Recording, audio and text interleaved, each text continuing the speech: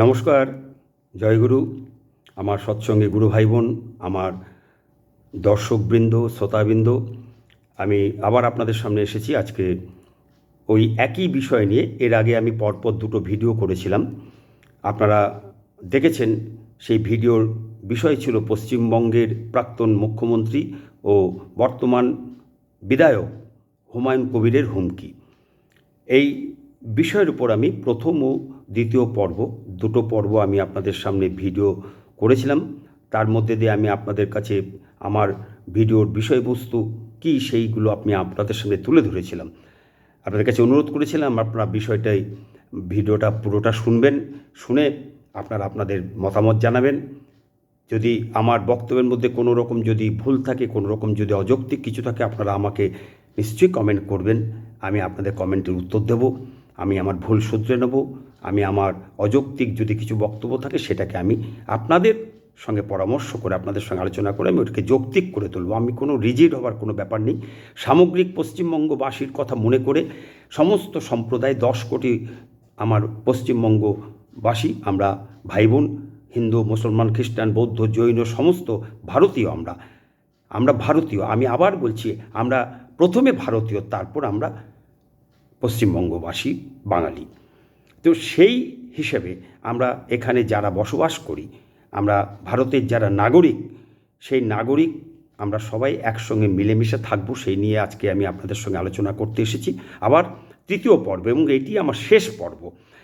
এর আগে দুটো পর্ব আপনারা শুনে নেবেন, তাহলে আপনি কন্টিনিউশনটা আপনারা বুঝতে পারবেন যে কী বিষয় নিয়ে আমরা এখানে আলোচনা করেছি এর আগে, আবার আমি কী বিষয় নিয়ে এখন আলোচনা করছি। যাই হোক, আপনারা শুনেছেন যে আমি যাদের সম্পর্কে, যে পশ্চিমবঙ্গের প্রাক্তন মুখ্যমন্ত্রী এবং হুমায়ুন কবির বিধায়ক, বর্তমান বিধায়ক যিনি আছেন, তারা কি বলেছিলেন, কী ধরনের সাম্প্রদায়িক বক্তব্য রেখেছিলেন, সে সম্পর্কে যেগুলো সংবাদ মাধ্যমে প্রকাশ হয়েছিল, যেগুলো সংবাদ মাধ্যমের মাধ্যমে আমরা জানতে পেরেছিলাম, সেই বিষয়ে আমি আপনাদের সঙ্গে আলোচনা করেছি।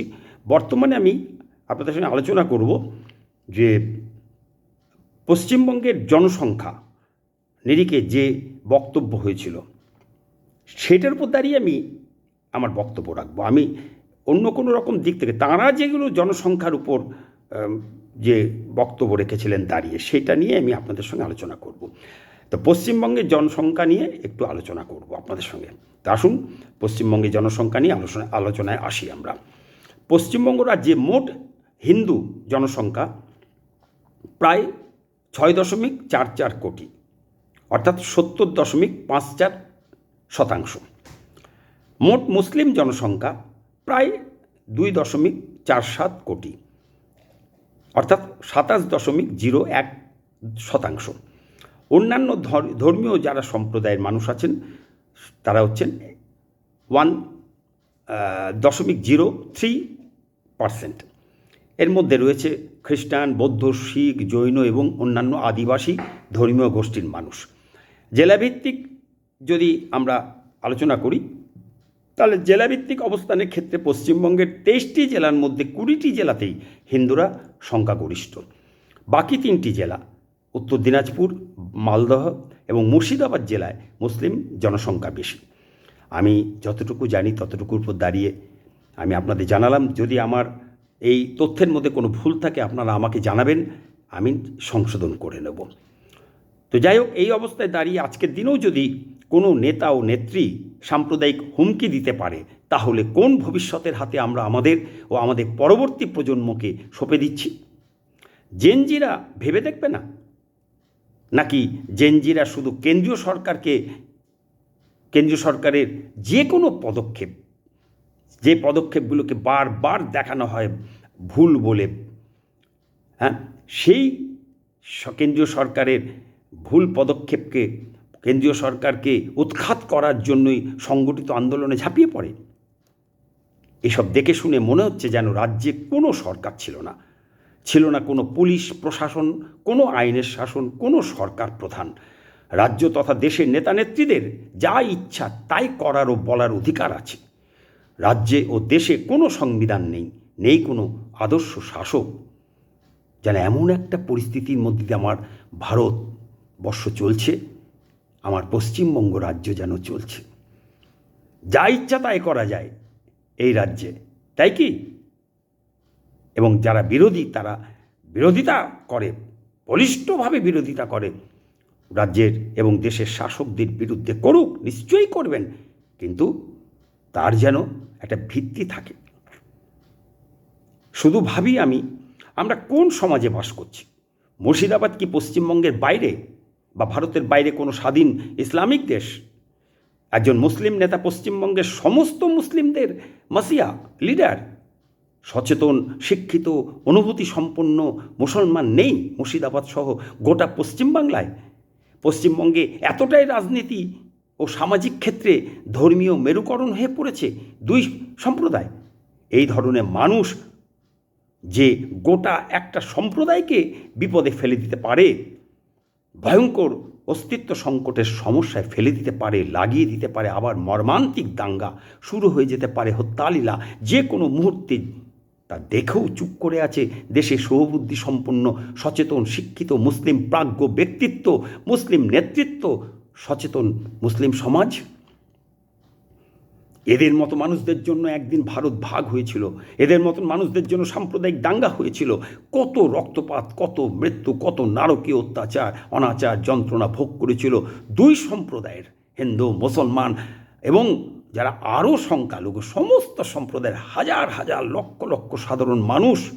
তবুও সব সম্প্রদায়ের সাধারণ মানুষের চোখ খোলে না, তবুও সব সম্প্রদায়ের শিক্ষিত সমাজের বিবেক জাগ্রত হয় না, তবুও বিবেকবান মানুষের বিবেক জাগবে না। তাহলে কি এদের শিক্ষিত বলা যাবে? না, এরা সব লেখাপড়া জানাওয়ালা মানুষ। রাজ্যের জেনজিদের দেশপ্রেম কোথায়? কোথায় দূরদৃষ্টি?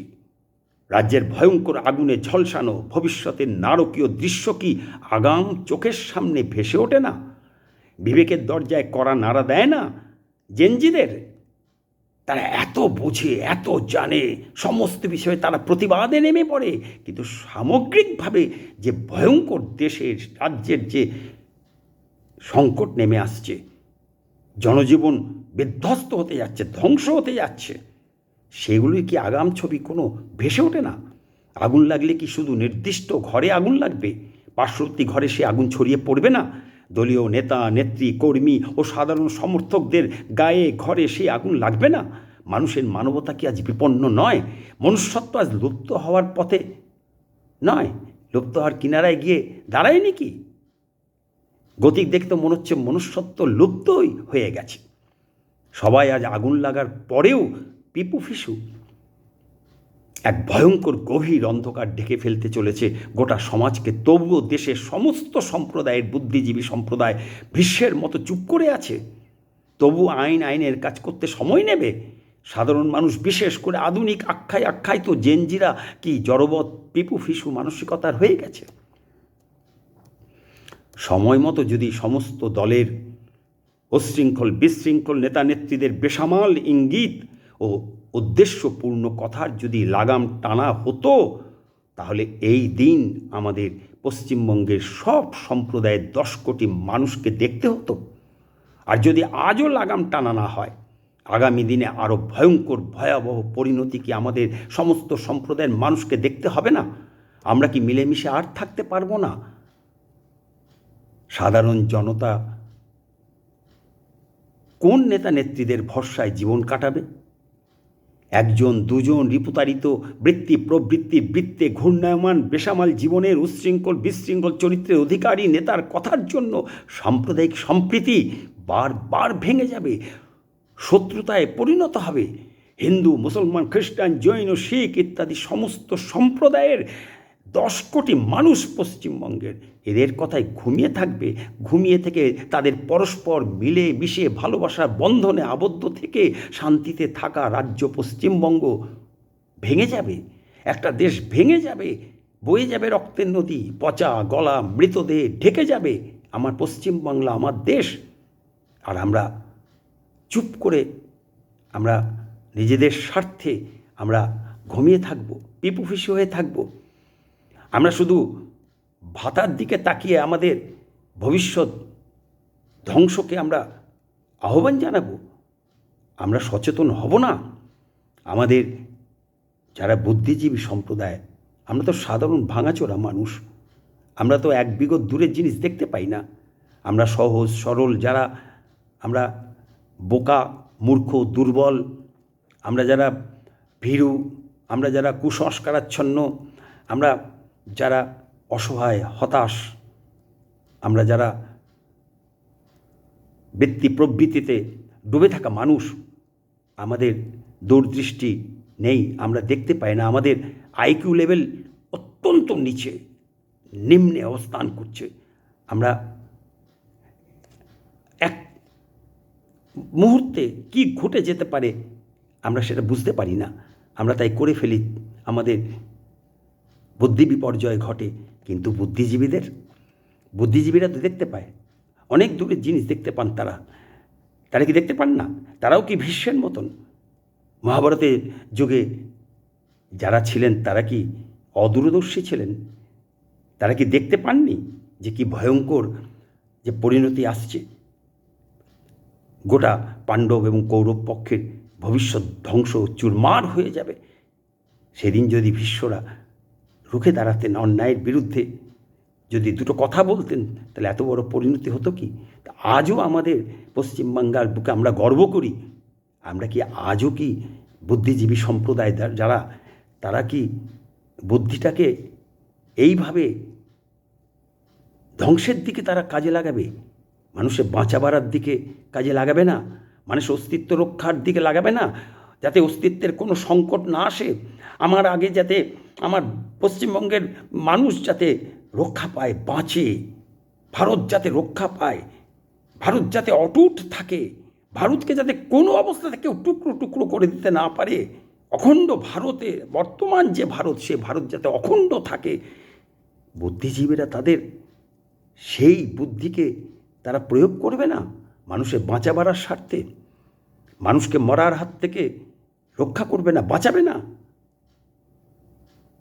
আমি বর্তমান তরুণী যাদের আমরা জেনজি বলছি, তাদের উপর আমার অনেক আশা ভরসা। তারা নিশ্চয়ই একবার ভেবে দেখবে। আসুন, আজকের মতো আমি এখানেই আমার বক্তব্য শেষ করছি। আপনারা আপনাদের মতামত জানাবেন এই বিষয়ে। এই আমার শেষ ভিডিও। পরবর্তী অন্য বিষয় নিয়ে আমি আবার আপনাদের সামনে আসব। আপনারা আমার ভিডিও একটু পুরোটা শুনবেন, একটু কষ্ট করে। আমার অনুরোধ আপনাদের কাছে, আমার বিশেষ অনুরোধ। আপনারা বর্তমান কঠিন এক সময়ের মধ্যে দিয়ে আমরা যাচ্ছি। পশ্চিমবঙ্গ শুধু যাচ্ছে না, গোটা দেশ যাচ্ছে। তো এই জায়গাটা আমাদের দৃষ্টি স্বচ্ছ হওয়া দরকার আছে। তাই আসুন আমরা পুরো ভিডিওটা শুনি এবং আপনাদের মতামত প্রকাশ করুন। আর ভিডিওটাকে শেয়ার করার আমার অনুরোধ রইল। আবার পরবর্তী ভিডিওতে আসব। আপনারা সবাই ভালো থাকুন। আপনাদের জন্য পরমপিতার কাছে মঙ্গল প্রার্থনা করে আমি আমার বক্তব্য শেষ করছি। নমস্কার, জয় গুরু।